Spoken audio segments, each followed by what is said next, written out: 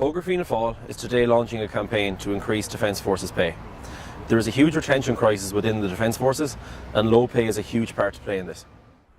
The Defence Forces receive worldwide praise for their outstanding peacekeeping efforts overseas. They have never let us down. However, they are the lowest paid public sector workers. The current Fine Gael government regularly talk about effective recruitment campaigns for the Defence Forces. However, between the years 2013 and 2017, 2,797 people joined the Defence Forces. However, 2,831 people left the Defence Forces. This leaves with a net deficit of 34 people.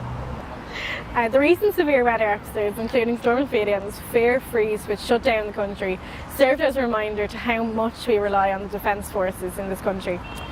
Without them, people would have been stranded in their homes and emergency supplies would not have been brought to hospitals and to other emergency locations. January and Shane knock digging on realtas, Keiko Tavthach is a thorn of forcey cusanta Duntier. Tá sé nám an massa tá tilse acu a léirú dómh.